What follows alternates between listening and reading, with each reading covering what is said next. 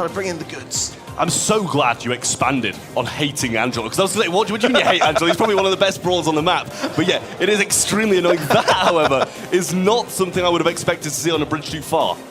Kit, what is he thinking? NA, bro, NA.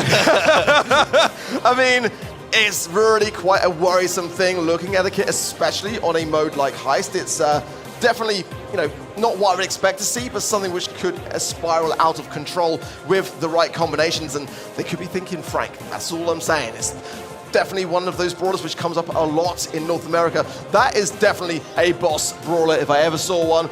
He is dangerous, absolutely dangerous on the Colt, and that was another one left wide open. You can just shred through that safe with a Colt if left uncontested.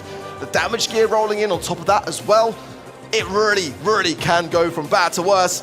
I think that Pioneers have got to be playing a very cautious defense combined with the 8-bit. I mean, that's a recipe for disaster here, Trav. Honestly, I was thinking Colette, right? You see a kit on the other side and you kind of like, okay, they're probably going to go a tank. You even mentioned the Frank, which is just absolutely out of the ordinary. We probably would have never seen it in competitive Brawl Stars before. So therefore you can like, okay, they're probably going to go a tank. We'll take the Colette and, kind of just shred through it. It's good on the map, good on Heist as well.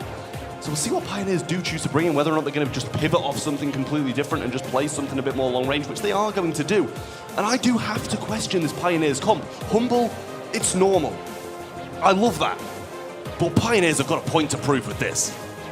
It's probably going to be second best on that bell. And for me, one of the finest bell players in North America. He is just such an incredible sharpshooter. I just kind of have to question the kit somewhat. Did that change the course of the action along the way when they saw what Humble brought to the table? Because it just doesn't really feel to me like it has too much of a synergy. It can absolutely swap between the lanes and provide a bit of support wherever it needs to be, but I don't know, it's probably my least favorite brawler to be seen in this draft. Yeah, well, instantly invising straight down the mid. Lukey going to be starting off with a few missed shots against him there, but eventually Juan Carlos will come out of that cardboard box and become visible once more. Boss going to pick up this left-hand side against second best quite early on and should be adding some decent damage to the safe to kick off this match. Halo as well as Juan Carlos, and immediately Humble have got a huge advantage as a three-man squad pushing through the mid, just second best now as the only Pioneers player still alive. Hayno coming back into the mid and already being tapped up as Lukey's been quite accurate there with the help of the damage booster. Nice gadget away as well, out of the harms there of Juan Carlos. Semantic's creeping forwards as well. That poison's going to trickle down Juan Carlos, and look at this, more than 50% damage already dealt to the safe by Humble. I mean, Boss trips a nest egg and still absolutely devours the safe. Pioneers haven't had a look in. Semantic beaming it down, Boss in there as well. Juan Carlos looks like he's pretty much giving up. He hasn't had a look in. Pretty sure he's got 0 damage in this game. And Humble destroy Pioneers in the entry game. I know second best is wearing his pajamas, but they need to wake up on the side of Pioneers. That was an incredibly fast game. I mean, we're talking a minute. And Humble have got a comp which can just tear through things like that. You've got to clear up your lanes. You've got to slow the pace. Having those kind of base race ideas for Humble is exactly what they want in their strategy, and you've got to slow it down.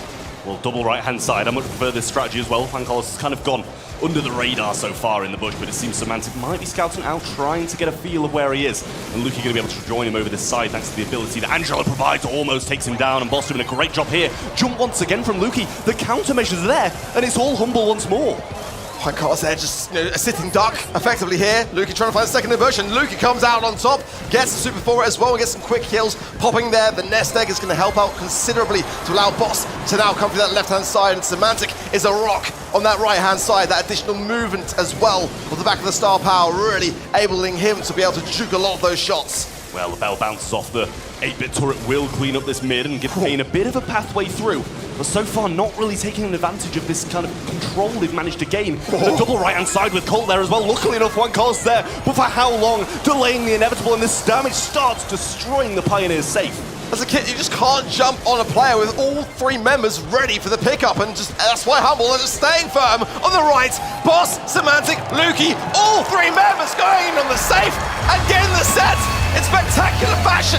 That was a walkover trap.